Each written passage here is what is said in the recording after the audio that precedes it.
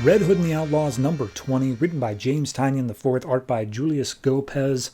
So, last issue, the Outlaws discovered that Jason Todd has wiped his memory clean because he told this weird memory wiping kid, hey, I want you to wipe my memories of everything connected to the darkness. And this issue picks up with Roy and Starfire being understandably pissed off that this guy has done this stuff because they're like, that's clearly not what he meant. He didn't mean everything. But the kid's like, okay, well, hold on. Let's ask him. How do you feel? And Jason's like, I feel pretty good. I feel like this weight has been lifted off of me. I feel freer than I've ever been. And Starfire's like, I mean, he does seem pretty good. And Roy's like, no, he doesn't even know who he is. This is awful. And so he goes up to the kid and he's like, why did you know this isn't what he meant? This is a monkey's paw crap.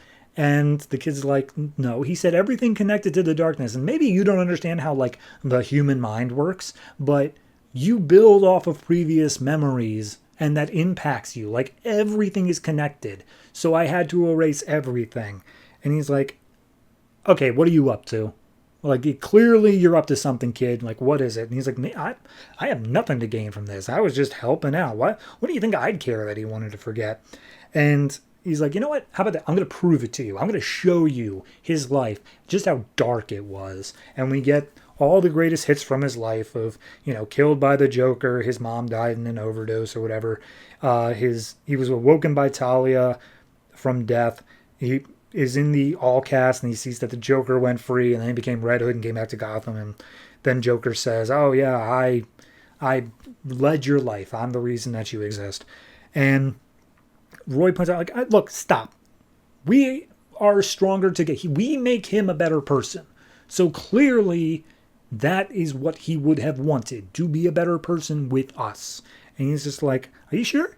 You positive about that? Because let me show you the first night you met Jason. And Roy, he's already a junkie and all that. He's already off the wagon. And he's getting beat up by a bunch of thugs. And then Robin comes in. Jason Todd is Robin. And he takes out the thugs and he's like, hey, you're Roy Harper, aren't you? I hear you're going through some bad stuff. And I just want you to know, I'm here for you. If you ever need a friend, just call on me, Robin. Because Dick Grayson spoke very highly of you. And he's like, oh, okay.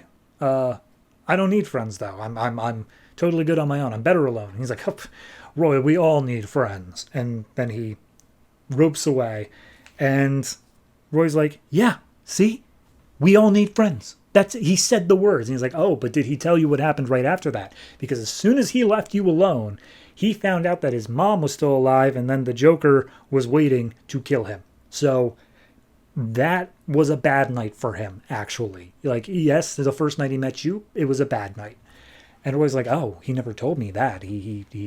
I thought he just didn't want to remind me of how I was a junkie. I didn't realize he had his own problems. And it's like, yeah, no, he didn't tell you a lot of stuff, Roy.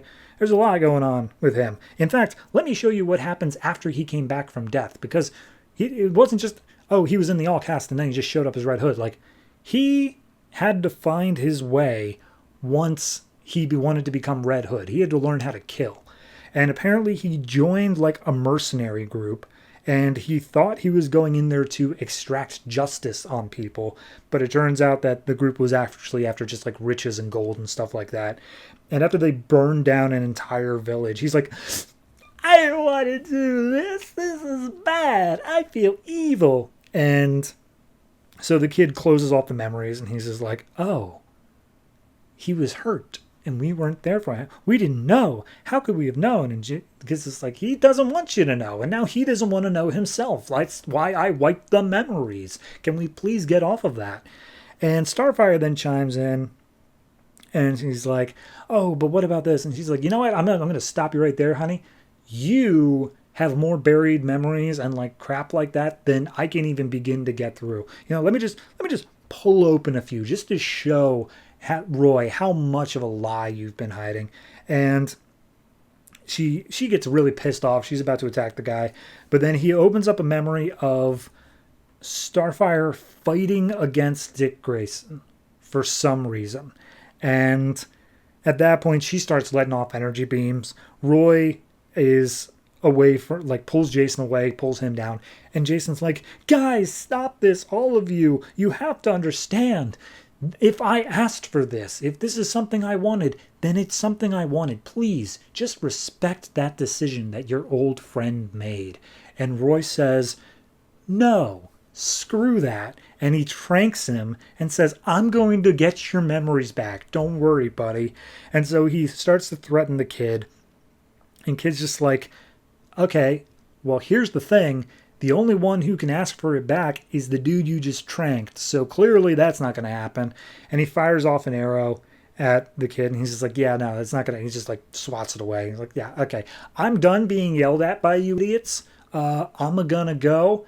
Let me know if you would like any of your bad memories erased. Okay, bye. And he just teleports them out. And Starfire, they all get teleported back out into the wilderness, like snowy and all that stuff.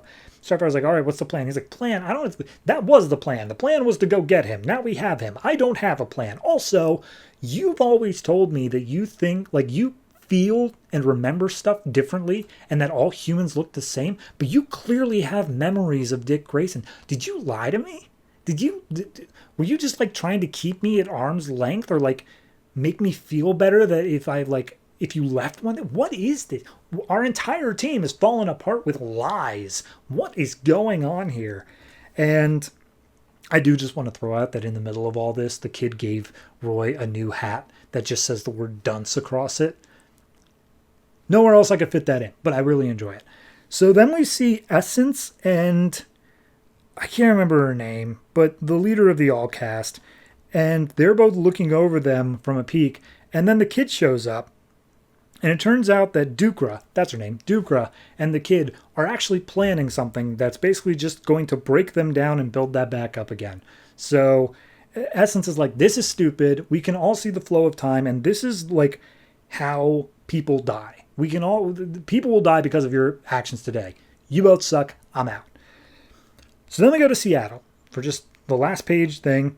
Dude's at his computer eating pizza. He gets shot in the shoulder by a green arrow. No points for guessing who that is.